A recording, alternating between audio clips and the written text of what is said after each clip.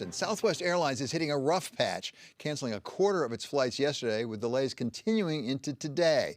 It's our stock of the hour, and Kriti Gupta is here to tell us all about it. So Southwest struggling. Absolutely. And you see shares down about 2%. This is a really strong story for a lot of the airlines because not only is Southwest dealing with those flight delays, but 10% of their fleet is still parked, David. No one can get a flight out. And people are saying, is this weather related? There's actually some sun in some parts of the country. A lot of people saying, well, compare this to what the other airlines are doing. American, Delta, even United.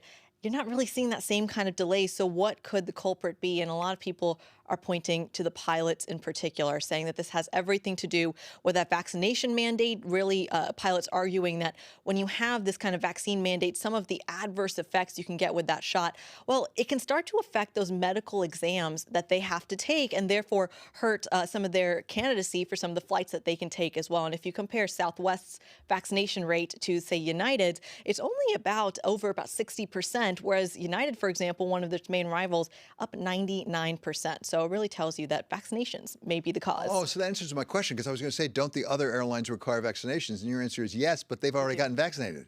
They absolutely have. And you know what's interesting here is that they're already dealing with kind of a labor case on this as well. Their unions are talking about really how legal the idea of a federal vaccine mandate really is for a lot of these pilots. And Southwest, of course, seems to have a different kind of service sector than a lot of United or Delta, for even that matter. So really, it is about vaccines. And when you're looking at the stock, in particular, the stock impact, you are having to see a little bit of kind of pressure. You still haven't seen the passengers come all the way back. And on top of that, David, just in case you didn't have enough problems for Southwest, you have other companies as well dealing with that vaccine mandate, still having to prove that this is a good idea and for the business case. Yeah, it's a real question about whether we're going to see this in other industries, actually, if we're going to have slowdowns. And as you point out, it may not even be a pilot saying, I don't want to show up for work. It may be, I got to go through the testing process, which is cumbersome. Right. And I mean, this goes back to the point of simply the candidacy for some of those vaccines and for